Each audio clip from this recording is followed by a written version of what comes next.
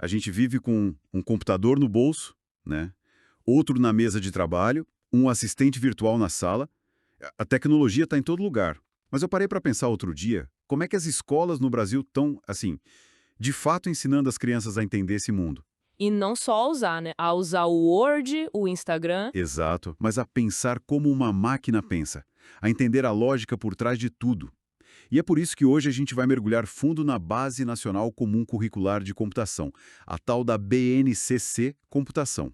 É o documento oficial que diz o que todo aluno do jardim de infância ao fim do ensino médio deveria aprender sobre o assunto. E para essa nossa análise, a gente se baseou em algumas fontes bem importantes. Sim, a gente pegou um artigo acadêmico que olha para a BNCC no meio do xadrez político da educação. Uhum.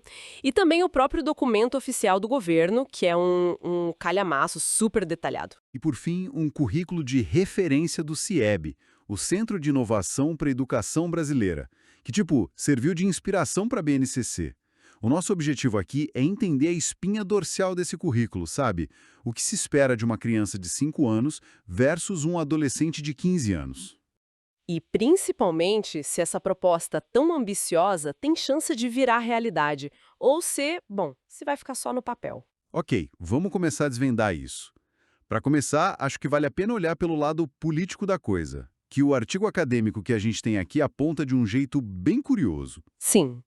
Ele foca na Conferência Nacional de Educação, a CONAE 2024. É lá que se decide o futuro do Plano Nacional de Educação para a próxima década. É o palco principal, né? Exato. E o artigo traz um dado que, de cara, já acende um alerta. O documento final da CONAI 2024, que é a base para tudo que vem depois, não faz uma única menção explícita ao termo BNCC computação. Peraí, como assim? Nenhuma. Isso soa como um alarme de incêndio. Um currículo aprovado em 2022, super detalhado, e 2 anos depois ele simplesmente não é citado no principal documento de planejamento da educação? É. Dá a impressão de que o projeto já foi engavetado antes mesmo de começar. É a reação imediata, né? E é super compreensível. Mas o que o artigo aponta, e que é a grande sacada aqui, é que isso é meio que uma pista falsa. Hum, Se você ignora o rótulo e olha os ingredientes, a história é completamente diferente. O nome BNCC Computação não está lá, mas o espírito dela está em todo lugar. ah, O texto da CONAI fala sem parar em educação digital, inclusão digital, letramento digital e até em inteligência artificial. então é uma questão de semântica.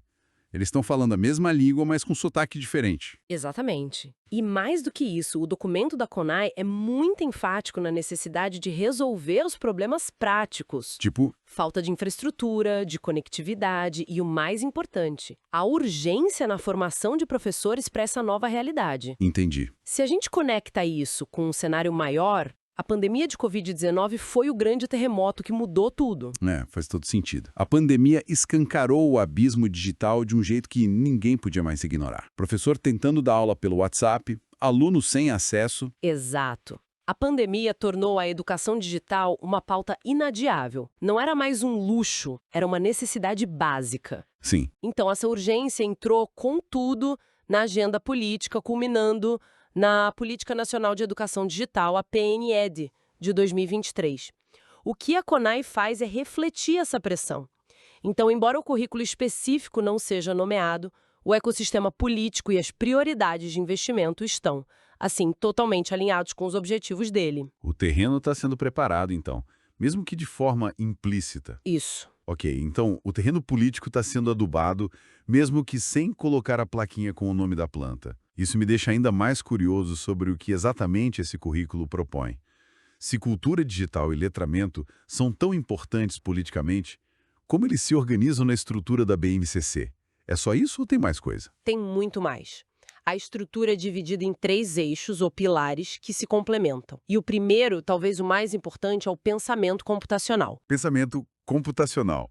Confesso que esse termo soa como algo para engenheiros de software, não para alunos do ensino fundamental. Me parece meio intimidador. E essa é a primeira barreira a ser quebrada. A ideia não é formar mini programadores, sabe? É sobre ensinar uma forma de resolver problemas, uma habilidade para a vida. Entendi. Esse pilar se baseia em 4 conceitos-chave. Primeiro, a abstração, que é a capacidade de focar no que é essencial, ignorando detalhes inúteis. Ok. Segundo, os algoritmos, que nada mais são do que criar uma sequência de passos lógicos para resolver algo.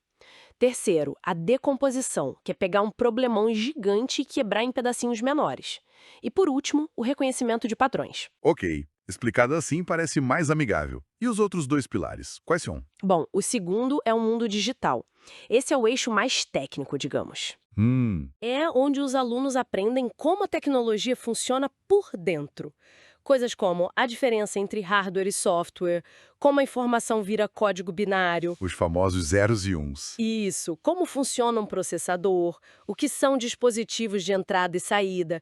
É tipo a alfabetização sobre a máquina em si. E o terceiro? Você mencionou a cultura digital, que estava lá no documento da CONAI. Exato. O terceiro pilar é a cultura digital. Esse é o eixo social, ético e cidadão. A parte mais humana da coisa. Perfeito. É aqui que se discute cidadania digital, segurança na internet, privacidade, cyberbullying, fake news, direitos autorais. É basicamente sobre como viver de forma consciente, crítica e segura no mundo de hoje.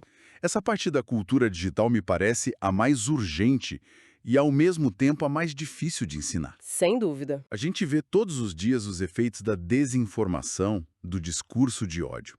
Ensinar uma criança a programar um robô parece até mais fácil do que ensiná-la a ser um cidadão digital ético. Sem dúvida.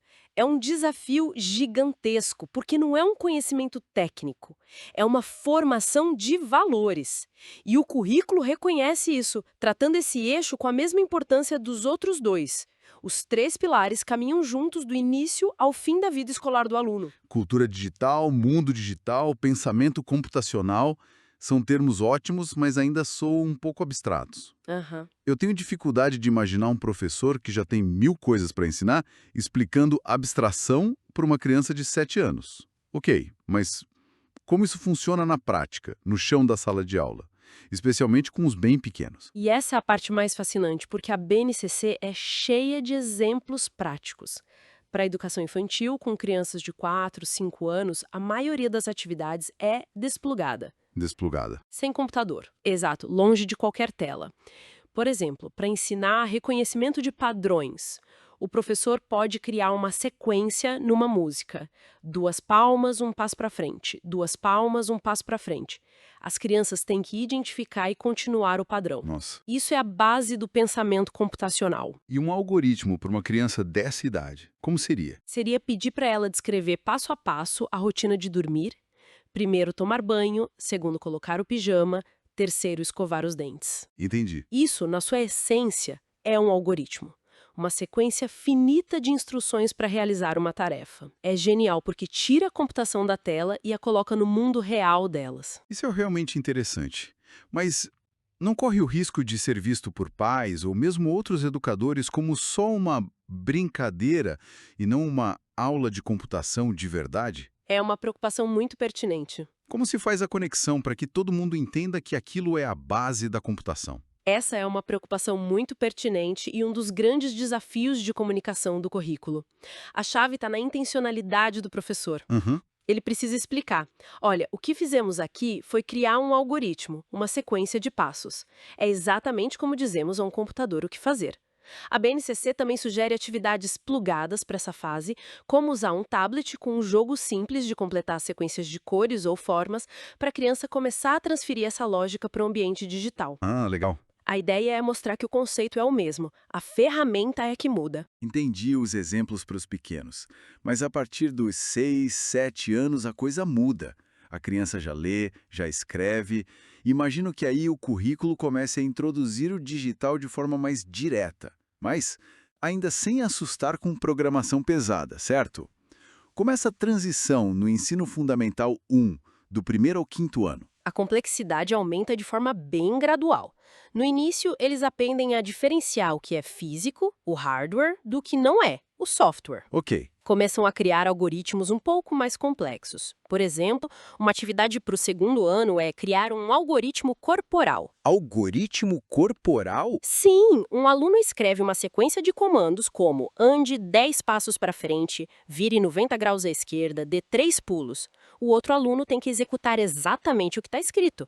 É uma forma divertida de aprender sobre a importância de instruções precisas, sequenciais. Vira quase uma brincadeira de mestre mandou, mas com um propósito bem definido. E a parte de segurança? A cultura digital, como entra aí? Entra de forma muito básica e protetiva, com conversas sobre não compartilhar senhas, não falar com estranhos online, entender que nem tudo que se vê na internet é verdade. A alfabetização digital inicial. E isso focado em segurança pessoal. Ok, faz sentido. E imagino que no Fundamental 2, do sexto ao nono ano, a coisa fica mais séria e a programação de verdade aparece. Exatamente. É quando os alunos são introduzidos a linguagens de programação, geralmente visuais baseadas em blocos, como o Scratch. Ah, o Scratch é ótimo, super visual. Dê sobre estruturas de dados, como listas, e aprofundam a cibersegurança, entendendo o que são vírus, malware. E até os princípios da criptografia que você mencionou antes. Isso. E no ensino médio, qual é o salto final? Essa altura, vocês devem estar prontos para criar o próximo Facebook, não? Talvez não o próximo é Facebook, mas o foco muda da aprendizagem de ferramentas para análise crítica e criação de soluções.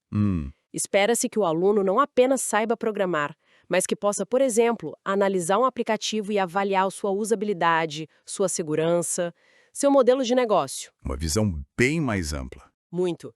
Eles estudam os fundamentos de inteligência artificial para entender como um algoritmo de recomendação funciona e discutem o impacto da automação no mercado de trabalho. E um ponto crucial, eles precisam aplicar noções de direito digital como a Lei Geral de Proteção de Dados, a LGPD. Entendendo por que a privacidade dos seus dados é tão importante. Exatamente. O objetivo é formar um cidadão capaz de interagir com a tecnologia de forma crítica e criativa, não apenas como um consumidor passivo. Uau! É um currículo extremamente detalhado e, sejamos honestos, muito ambicioso. Bastante. O que nos leva à pergunta inevitável. Com um plano tão robusto no papel, quais são os maiores obstáculos para que isso chegue de fato a todas as escolas do Brasil? Esse é o ponto crítico, onde a teoria encontra a dura realidade. E todas as fontes concordam. O maior de todos os desafios é a formação de professores. Claro. Não existe no Brasil um número suficiente de professores com licenciatura em computação para atender essa demanda. E isso significa o que na prática? Que o professor de geografia ou de artes vai ter que, de repente, ensinar sobre algoritmos e cibersegurança? Isso parece uma receita para o desastre. Ou, no mínimo, para uma ansiedade generalizada entre os educadores. Exato. A proposta exige uma capacitação massiva e contínua dos professores que já estão na ativa, de todas as áreas, e não é algo que se resolva com o workshop de fim de semana. Nem pensar. É preciso criar uma cultura de colaboração, onde talvez o professor de matemática ajude com a lógica dos algoritmos, o de português trabalhe o letramento digital. E o de história discuta o impacto social da tecnologia. Isso, mas claro, isso exige planejamento, tempo e muito investimento. Sem professores bem preparados e seguros, o currículo não sai do papel. E além do fator humano, tem a questão da infraestrutura, né? Que a gente já mencionou por causa do artigo da CONAI. A imagem que me vem à cabeça é a de uma escola rural com uma conexão de internet que mal abre um e-mail. Como se ensina a programação em blocos num cenário desses? Não se ensina. Essa é a realidade. O abismo digital é gigantesco. Pois é. Muitas escolas não têm laboratórios de informática, os computadores que existem estão obsoletos, a internet é lenta ou inexistente. Os próprios documentos reconhecem isso ao valorizar as atividades desplugadas. Mas, a partir de um certo ponto, especialmente no Fundamental 2 e no ensino médio, a falta de acesso se torna uma barreira intransponível. Não tem como fugir disso. A implementação do currículo depende diretamente de políticas públicas que garantam essa infraestrutura mínima para todos. Então, resumindo o que a gente discutiu. Por um lado, as nossas fontes mostram que o Brasil tem um currículo de computação no papel que é moderno, abrangente e muito bem pensado. Sem dúvida. Ele foca não só na parte técnica, mas no pensamento crítico e na cidadania digital, o que é excelente. Exatamente. Por outro lado, o sucesso dele depende de um equilíbrio muito delicado. Conectando tudo, a implementação real depende de que todo aquele discurso sobre educação digital que vimos na CONAI, Se transforme em investimento concreto. sim, em dinheiro para formar professores e para equipar as escolas. Não adianta a elite política falar em inteligência artificial se a escola da periferia não tem nem Wi-Fi. E, claro, tudo passa por superar esses dois gigantes, que são a formação docente em larga escala e o desafio da infraestrutura. É uma jornada longa. Uma jornada muito longa, e isso nos deixa com uma reflexão final que eu acho que é o ponto nevrálgico de toda essa discussão. Isso levanta uma questão importante. Se um currículo de ponta como esse é estabelecido, mas os recursos e a vontade política para implementá-lo em todas as escolas ficam pelo caminho, não estamos, na verdade, criando uma nova e poderosa forma de desigualdade? Exato! Uma que vai separar os alunos de escolas bem equipadas, que vão aprender a criar com tecnologia, daqueles em escolas que só conseguem ensinar a parte desplugada da computação. O que acontece, então,